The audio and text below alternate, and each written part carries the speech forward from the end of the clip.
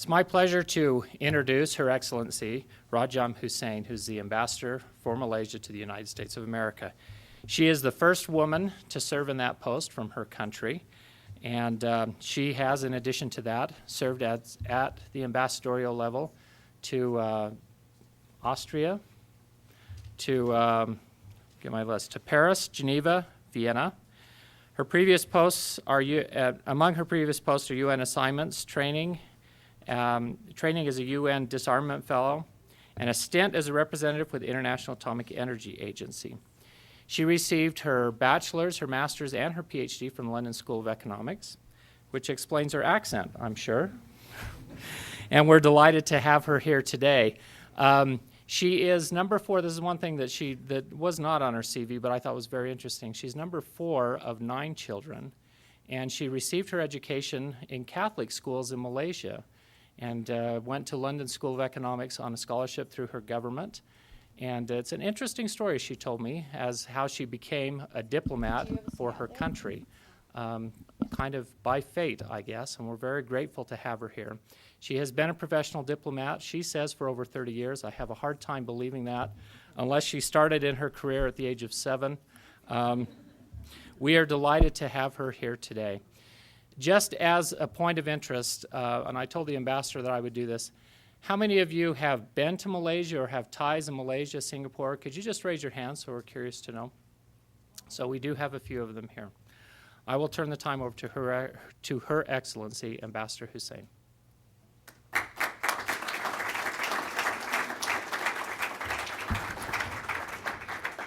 Thank you.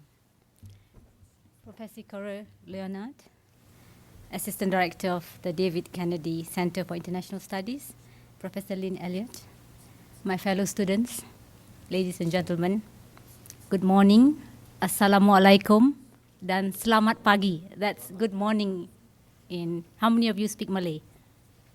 Wonderful, I think I better be careful here. Let me say how pleased I am to be here at the David M. Kennedy Center for International Studies, Brigham Young University, to deliver the ambassadorial lecture on Malaysia and Islam Hadari. I would like to express my deepest gratitude to Dr. Erlen Peterson, Associate International Vice President, and in particular to President Cecil Samuelson, President of the University, for inviting me to come to Utah to deliver this lecture and for the wonderful arrangements made for my visit. I arrived last night. Now, the main objective of my lecture, my dear students, is to illustrate to all of you in Brigham Young University how people of different religious faith and culture who live in Malaysia, in my country, can work together for the common good of the country. In these troubled times, and I'm sure you agree with me, these troubled times, where there is much inter-religious strife, it is indeed very important to build bridges in order to create harmony between people and between religion. In this regard, I would like to congratulate very heartily the people of Utah for their understanding of other religions and the importance of learning to live with other faith and culture for the perpetuation of global peace and harmony. I would like to congratulate in particular Brigham Young University for hosting these ambassadorial lectures and for exposing their students at a very young age to people of other culture and other faith. I must confess that I was quite struck by the outlook of the Mormon Church when I visited Salt Lake City, Utah last year, soon after my arrival in Washington, D.C. in July 2006 as Ambassador of Malaysia to the United States. I am the 11th Ambassador of Malaysia to the U.S. and the first woman, as was pointed out, yes. I noted that the Mormon Church make it a practice to send its young people abroad as missionaries, and in the process, they pick up foreign languages and understand foreign cultures.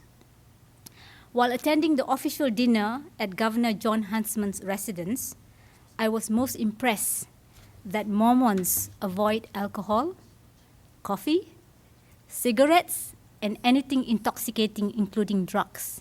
I thought that Mormons are good Muslims in this regard. Better than me, maybe, because I must confess, I'm not adverse to a glass of wine once in a while. And in fact, at Governor Huntsman's residents. I was looking for that glass of wine, but nobody was drinking, so I said no. And then I waited, when is this coffee coming? And it never came. And of course, I understood the reason why. Yes. So my dear students, I am a Muslim, and I'm proud of it. Islam as a religion has been much maligned in recent times and wrongly associated with terrorism and fanaticism. Nothing is further from the truth. On the contrary, Islam is a religion of peace. For the 1.2 billion Muslims all over the world, which make up about 19% of world population, compared to about 32% who are Christians, Islam is a way of life whose noble principles guide its followers on the true path of peace and progress. I am pleased that Brigham Young University has invited me, as ambassador of a Muslim country, to speak on the concept of Islam Hadari, which charts a progressive new direction for Malaysia's majority Muslim population. For those of you who do not know Malaysia, let me first introduce my country. Malaysia is a parliamentary democracy with a federation of 13 states and 3 federal territories. The country has a multiracial and multi-religious population of about 27 million people of different races comprising Malays, I am a Malay, Chinese, and Indians. Our GDP per capita is about US 5,300, and the incidence of poverty has been reduced to less than 6%. Malaysia is blessed with rich natural resources and enjoys a climate of political stability. Since Malaysia gained its independence from British rule 50 years ago in 1957, Malaysia has emerged as one of the most dynamic developing countries with an unbroken record of democratic tradition. The Malaysian economy has transformed the country from one dependent on the production and export of primary commodities in the 1970s to one driven by manufacturing and service sectors in the 1990s. Average GDP growth rate of the Malaysian economy during the last 50 years has been about 6.3% per annum, and notwithstanding the downside risks, Malaysia remains confident of achieving, for 2007, a growth rate of about 6%.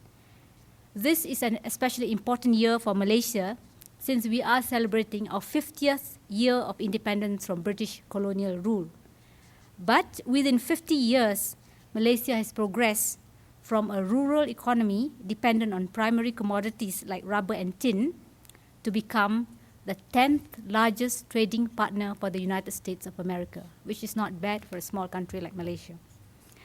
So, my dear students, on the social side, Malaysia is a true representation of a multi-ethnic, multi-religious, and multicultural country whose government is committed not only to the economic and social betterment of the people, but also their intellectual development as individuals, as a diverse, progressive, and tolerant society.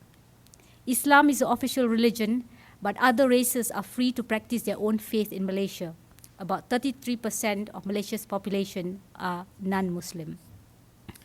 While extremism and radicalism have become the scourge in many parts of the world, the government of Malaysia aims at further building upon the interracial tolerance and the interfaith coexistence already practiced in Malaysia, based on Malaysia's social engineering and economic development, of which the elimination of poverty and the provision of good governance are key in the fight against extremism and radicalism.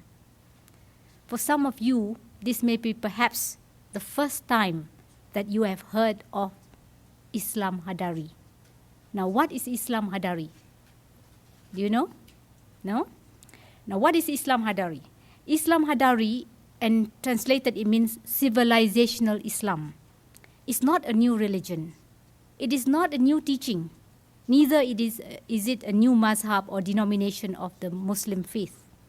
Rather, Islam Hadari is an effort to bring the ummah, I'll be using the word ummah many times, and this means a collective term identifying all the adherents of the Muslim faith, to bring the ummah back to basics, back to the fundamentals as prescribed in the Quran and the Hadith that form the foundation of Islamic civilization. If Islam Hadari is interpreted sincerely and understood clearly, it will not cause Muslims to deviate from the true path. Islam Hadari as an approach emphasizes development which is consistent with the tenets of Islam and focus on enhancing the quality of life.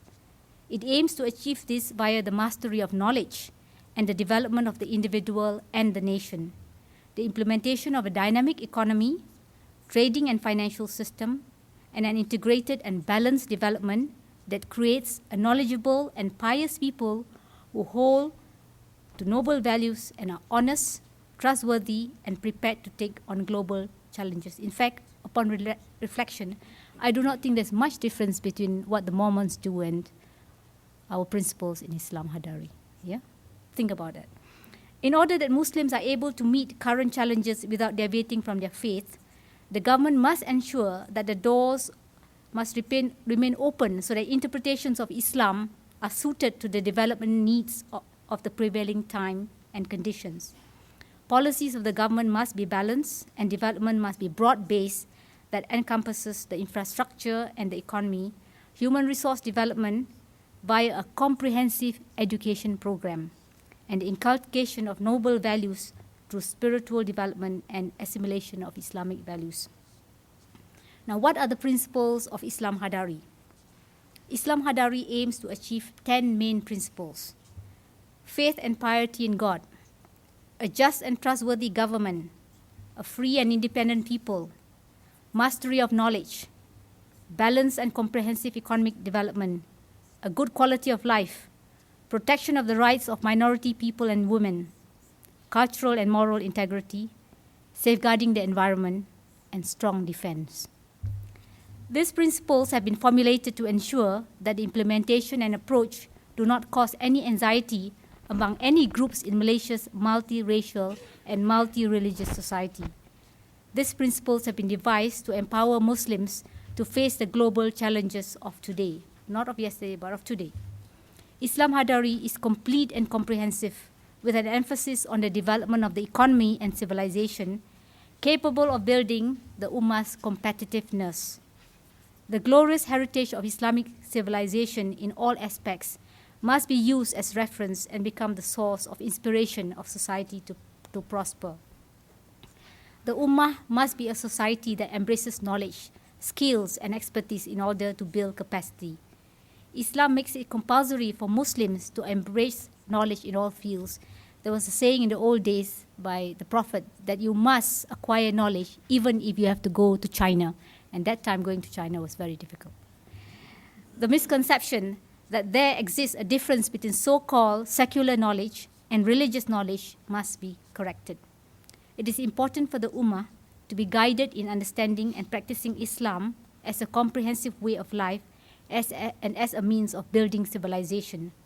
A wholesome way of life will create the balance between our responsibilities in this world and the hereafter. An active proponent of Islam Hadari is none other than the current Prime Minister of Malaysia, the Honorable Abdullah Ahmad Badawi.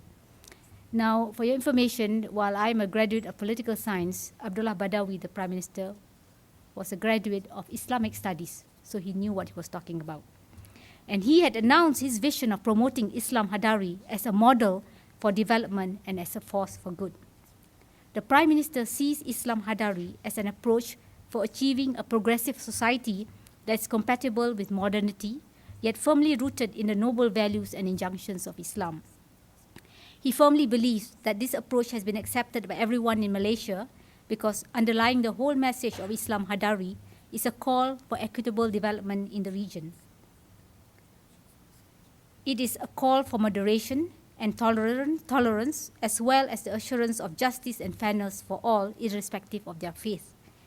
Malaysia became especially appreciative of the need for tolerance and harmony in a diverse society after one bitter experience in May 1969, where the country was embroiled in racial riots and people had died as a result. Now, the root cause of those racial riots was determined by the Malaysian government as economic imbalance between the communities, between the Malays, the Chinese, and the Indians. And the government then took immediate corrective action to introduce policies that would strive to close these economic imbalances.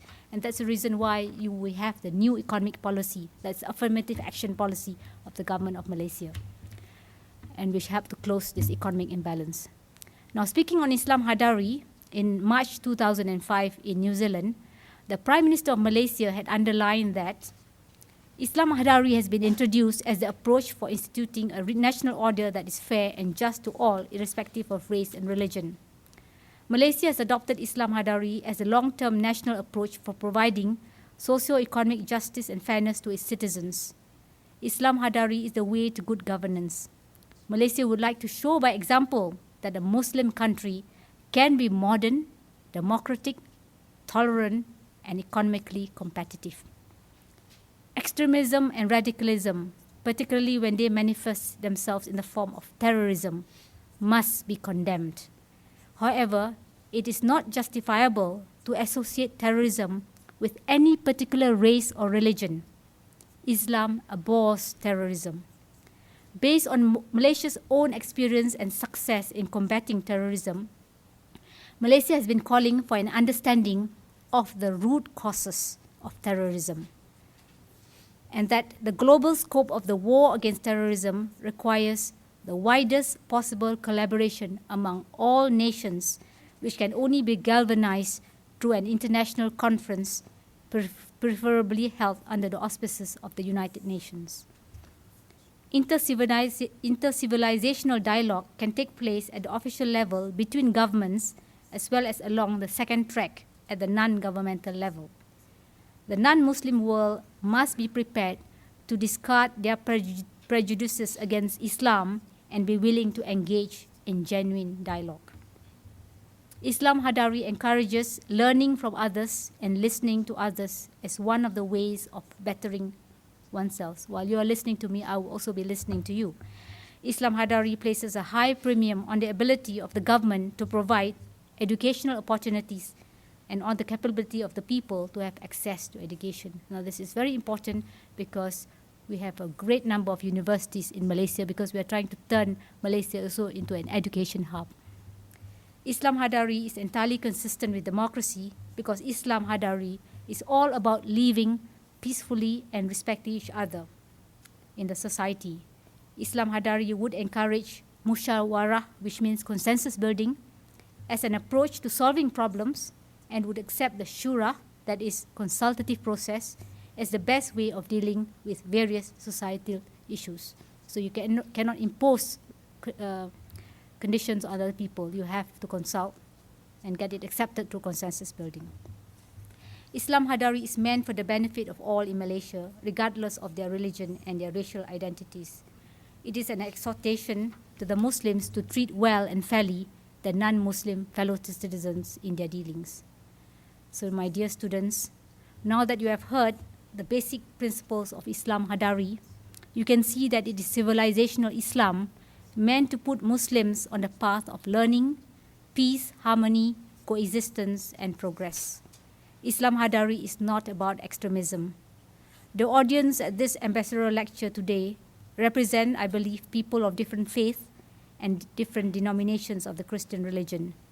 As such, I am indeed pleased to have been able to share with all present today Malaysia's approach on civilizational Islam, or Islam Hadari as we call it. The Malaysian experience can be a model for other countries to follow, so that inshallah, God willing, we can all be on track towards establishing peaceful coexistence between the different culture and civilizations in the world.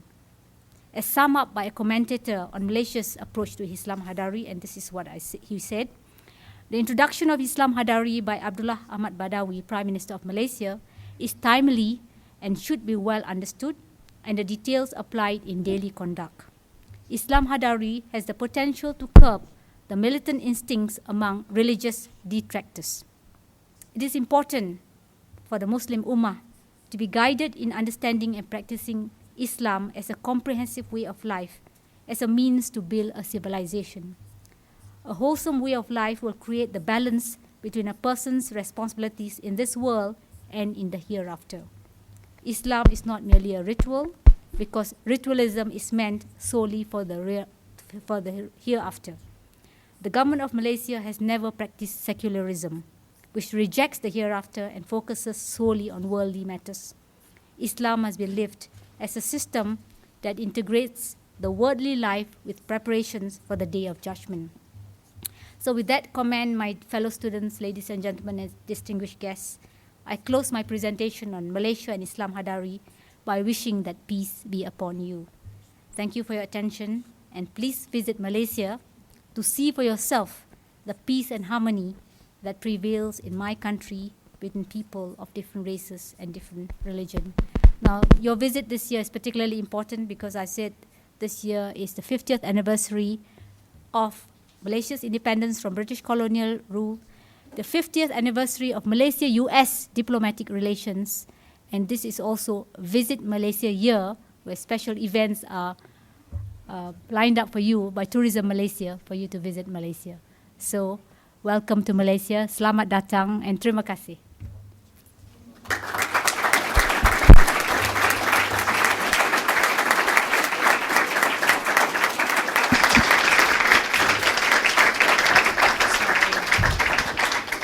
Thank you. I understand this Q&A session, but please don't restrict yourself to only Islam Hadari. If you want to ask any questions about how to become a diplomat, what is life as a diplomat, because I know that all of you are aspiring to be diplomats someday, yeah? Because I think Brigham Young University is a good training ground for future diplomats. So please ask me, because I have 31 years of experience. So when I host functions at the Embassy of Malaysia, for our students when they come for Eid and so on, you know, and I mix with them, they don't know who I am, they ask me, what year are you in? I said second year. And later when they found out that I'm the ambassador, they were most embarrassed, yeah. So there you are. So I'm as well as academic, half of me is an academician and half of me is a diplomat, because as you know, I did all my degrees at the London School of Economics. You know, I'm very academic minded too. So I welcome your questions. I believe we also have 2 microphones, so please just raise your hand and wait for the microphone, and then if you want to state your name and your major and where you're from.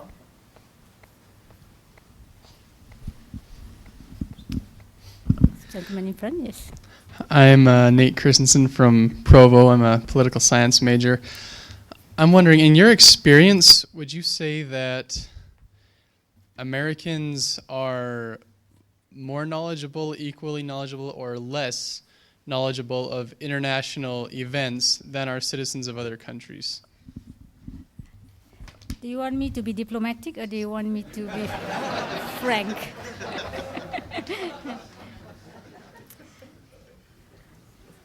Well, I was telling your professors earlier on that, you know, in small countries like mine, you know, we have no choice but to look out, to know about the rest of the world. When we went to school, you know, first thing we learn was about the rest of the world. Of course, we learned about Malaysia. But I think Americans tend to be more inward-looking. I can't blame you because you're a big country. If there's a war tomorrow, you can survive for 5 years without any problem, you know, just by, you know, surviving on your existing resources. But countries like mine cannot do that. So it's very important for us to know what the world is like, follow developments in the rest of the world. Whereas for the US, I say, because you are the only superpower in the world. But this has to change. It's very important, I think, for Americans to understand what's going on in the rest of the world. Because you now have the unenviable role of being the only superpower, and you must take the leadership role, and this must be done in a wise way. But if you don't understand what's going on in the rest of the world, well, yeah, I mean, all kinds of bad policies can then be adopted.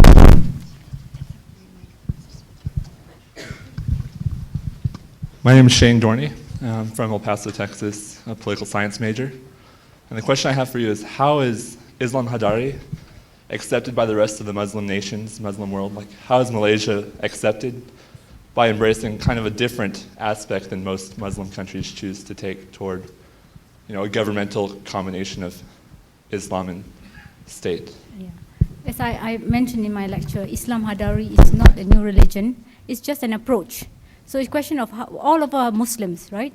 It's a question of how you practice Islam. And in our case, we want to be very progressive. That's why we call it Islam Hadari, civilizational Islam, emphasizing on development, education, and so on, yeah, good governance.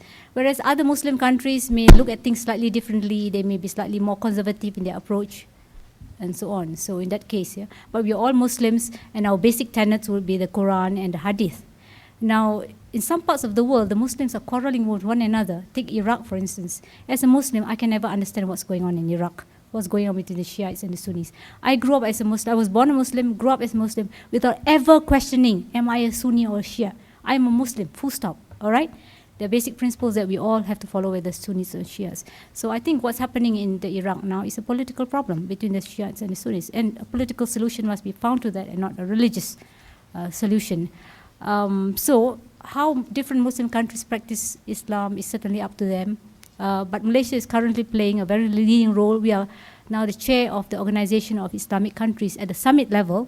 We hold this normally for 3 years before we pass on to the next, and Senegal is due to take over sometime next year, a bit late because they're supposed to take over this year, but they're not prepared, so next year they will take over.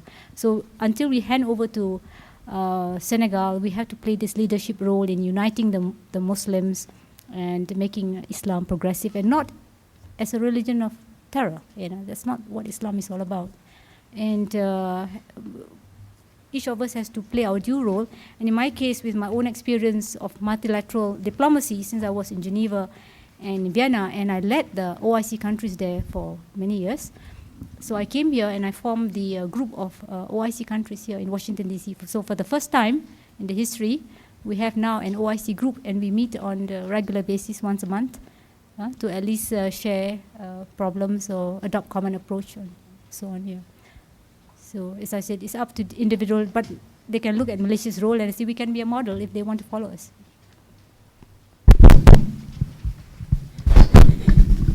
First off, apa kabar? Kabar baik. Baik.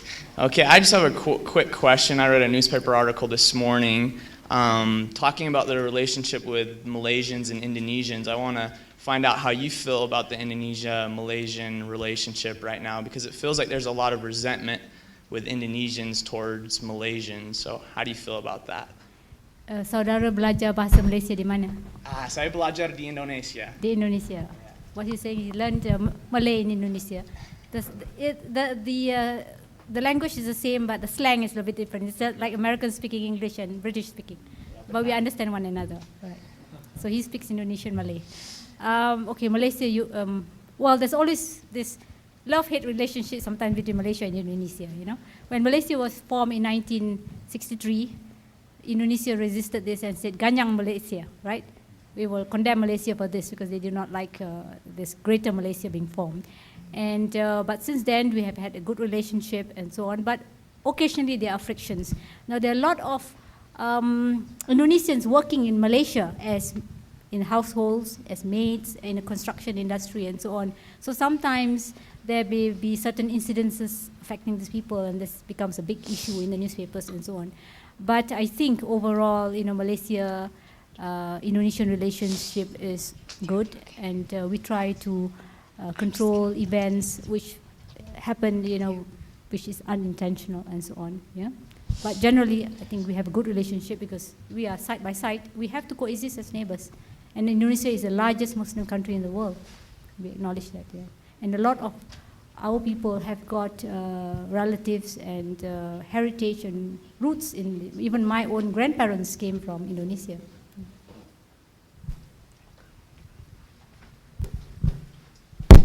Apa kabar? Baik. My name is Mari Sarau. I am a social science teaching major, and I'm from Hawaii. My question is, in your talk you said that you are aware that the church sends missionaries to different countries. When do you think Malaysian government will be open to accepting missionaries from our church, granting visas and... Well, I was told that you have a missionary sent to Singapore who covers Malaysia as well. But I'm not aware of the details of this. So people who come to visit Malaysia on tourist visas and so on, they're most welcome. But I'm not sure about the missionary aspect of it. I'm sorry to say I don't know that. But I was told that you cover this from Singapore, right? Yeah. Okay, thank you.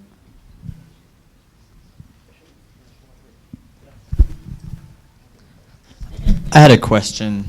You had mentioned that a lot of the problems that are happening in the Middle East right now are political.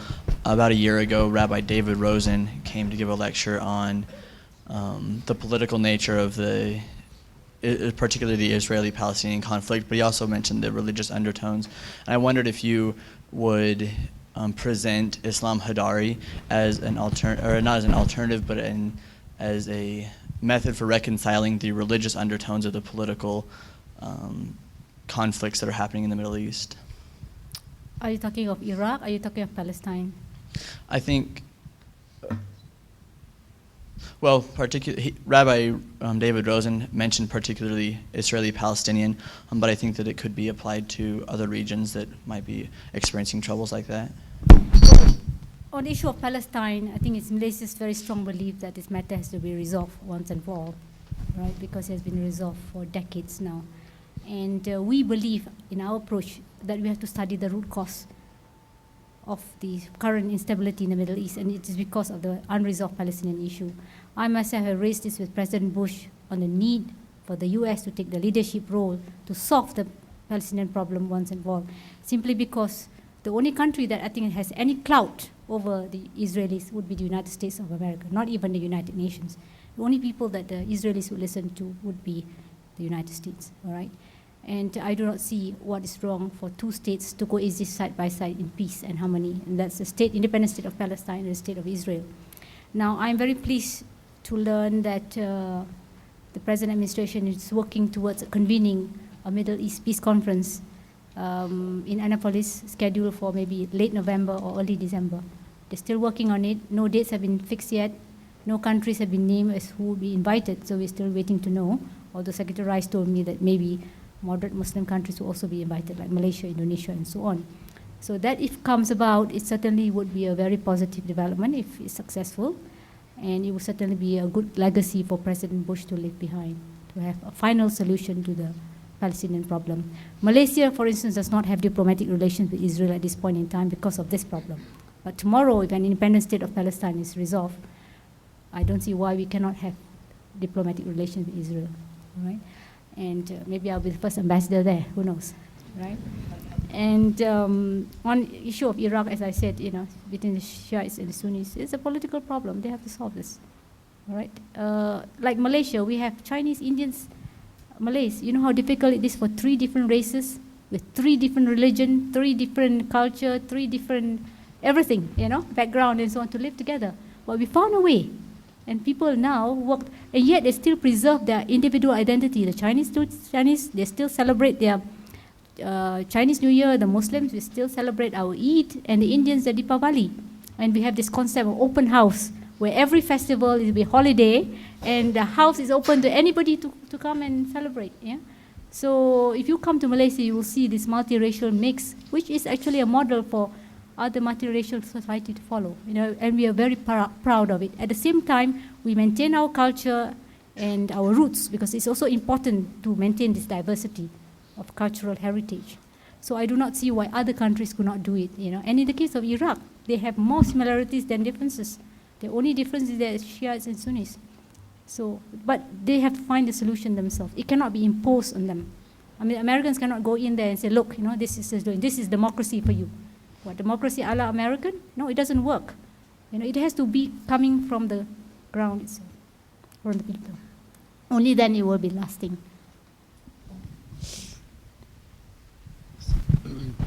My name is Tyler Bear. I'm from Mesa, Arizona, and I'm double majoring in Chinese and finance.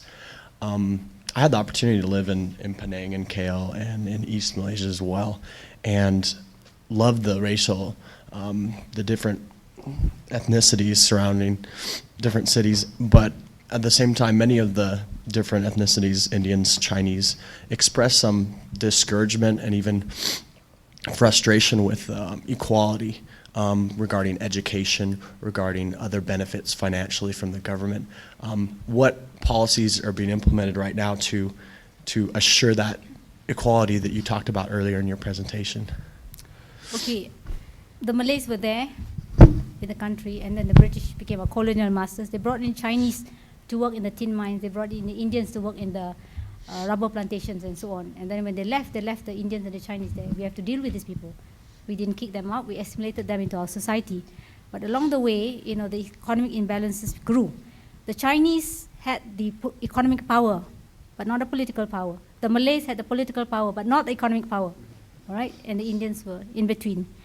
And then 1969, was the point where racial riots happened, 1969, all right? And people were killed as a result. And the government set up and said, look, we've got to address this. And they saw this as a root cause as being the economic imbalance. So what they did was, they said, okay, now the Malays have the political power, they don't have the economic power, we've got to help them. This so-called affirmative action policy, I think you understand what that is all about. Give them a helping hand until they close the gap. Once you close the gap, then there's no more disparities, and they should be able to survive together. So this is exactly what the government is doing now. The new economic policy is an affirmative action policy by giving the Malays some encouragement, all right? So if you're a good Malay, you can be given a scholarship quite easily, which your father cannot afford to give you, right? Because they're poor, right? But if you're a good student, why shouldn't you get a scholarship? Okay, now you are looking at the product of the new economic policy, and that's me. I was good in school, I had good grades, and the government recognized them and offered me a scholarship. My father would not have been able to send me to United Kingdom to study. That was much too expensive for him to do so. And had I just relied on father's scholarship, I would probably be working as a sales assistant, you know, and all these good grades will go down the drain. But the government recognized this and offered me a scholarship. The only problem was I want to do economics. They said, do political science. So I went, I wanted the scholarship so desperately, I went and did political science. And after that, who would want to employ me? But the government of Malaysia, the Ministry of Foreign Affairs. So I became a diplomat. And that's been my one and only job. So that was the issue that we raised earlier by Lynn, how I became a diplomat, yeah. So this is the affirmative action policy, that you just give them a helping hand. And, but this is not going to be forever. Okay, why? Because the year 2020 is the year that we have targeted for ourselves to be a developed nation status, to achieve developed nation status. And when you're a developed nation status, you cannot have affirmative action anymore, right? So the Malays are trying to phase it out themselves all this year. But you have many rich Malay businessmen and so on now, which didn't exist before. And the Chinese have the political power too, and the Indians. So now we are going to be facing elections very soon. I don't know, it's just a question of months now before the Prime Minister announced the next election, general election. And now the way that the Malaysian political system is set up, we have got what we call the Barisan Nasional, which is the National Front, comprising of one party comprising of Malays, Chinese, Indians. And of course we have the opposition parties. The PAS is a mainly Muslim party, and then you have the other parties comprising of also a mix of Chinese, Malays, Indians, right? But so now the Chinese, the Indians, the Malays have all political power. Any questions on this side? This side's kind of quiet. Anybody who wants to become a diplomat? I just want to hear some questions about diplomacy now. How to become a diplomat? No? Yes. I'll ask a question. I tried to be a diplomat 4 times and never passed the exam, so I'm a failed diplomat. So. Are you in the teaching profession now? Yes. Okay. My name's Chad M, and I'm a geography professor here. Okay. I appreciated your lecture and your explanation of Islam Hadari. Within the context of Islam Hadari, how does it approach conversion out of Islam? I know currently in Malaysia there's a case of a Malay Muslim woman who years ago converted to Christianity and had changed her name. And I'm not sure of the details, but it's an ongoing debate about her status and is it legal for her to convert? How does Malaysia approach that challenge of shifting between religions? Yeah, well, there are different views on this. But are there Muslim scholars here? I know there are some. Well, you know, once you're a Muslim, you believe that you cannot convert to another religion. So the government cannot officially recognize a conversion if you're already a Muslim, but if you're non-Muslim, you convert to Islam, then to be recognized that you have changed your religion, but it's not the other way around, because Muslims are guided by the Sharia court rather than by the civil court and so on. So this is the issue, but of course there are many Malaysians who believe that it is a right of any Malaysians to change her religion if they want to. So this is still an issue of debate in Malaysia on this. Yeah, but this is based on the Muslim belief that once you're a Muslim, you cannot convert to other religion.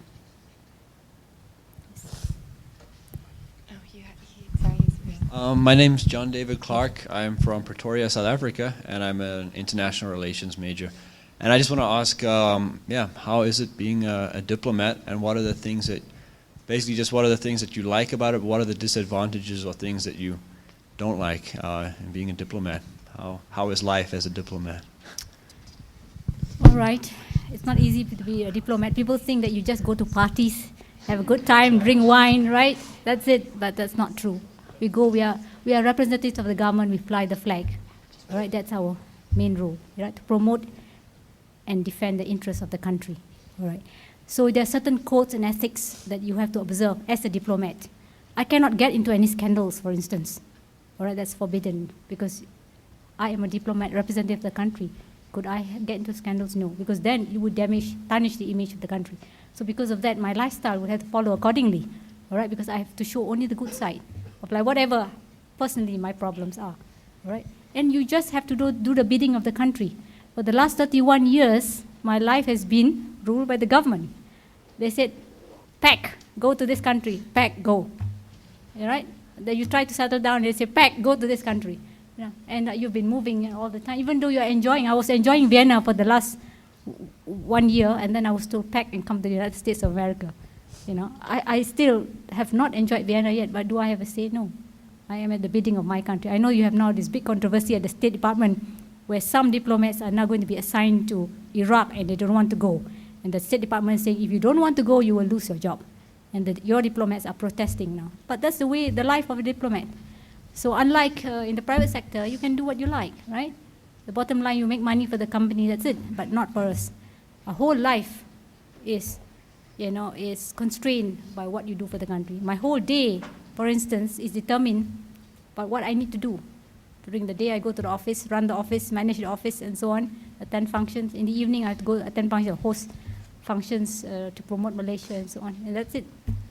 That's every day of the week. I don't have even time for my own personal life, so to speak. All right? And even I want to stay here for another 5 years, I can't because I will be told to move to another country. So that's it. Yeah, you have to learn to follow what other. So what is diplomacy? Definition of diplomacy is the promotion and defense of the country's national interests. Yeah. So as long as you know what that means, then you can be a good diplomat. Okay. If you're not prepared to do that, maybe you should choose another profession. Okay, and there's not so much money in the making too. Maybe it's better to be a geography teacher than to be a diplomat. Yeah. Okay. Hello, Yes. my name is Swadipa Bohara. I am from Nepal. I had the similar kind of question. It's personal. What do you consider was the greatest challenge that you faced to be where you are and to be who you are as an ambassador?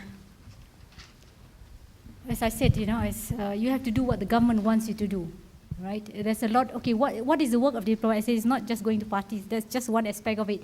We have to do a lot of report writing.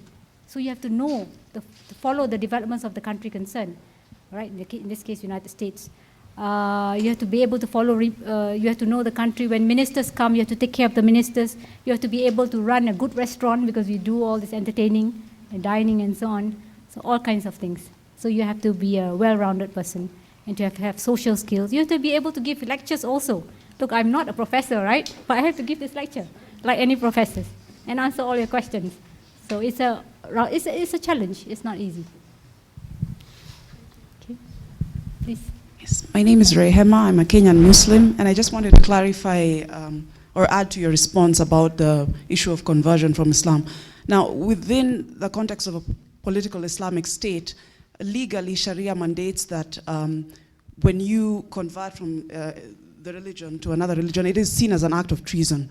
So you can convert, it's not that you cannot legally, but there are consequences, there are punitive consequences by law that may culminate in a capital punishment.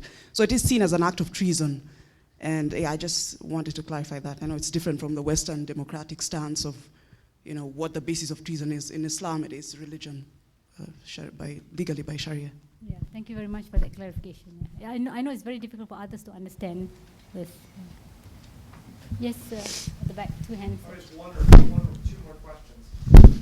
My name's Sean Howard. I'm from Sandy, Utah. I happen to be one of the missionaries that was in Singapore, and we kind of covered Malaysia a little bit. I'm aware, though, we talked to a lot of the missionaries that served in Indonesia, and for them, I was just kind of asked for clarification. Also, for Indonesia, it's okay for a Muslim to convert. It's not against Allah. They don't suffer capital punishment.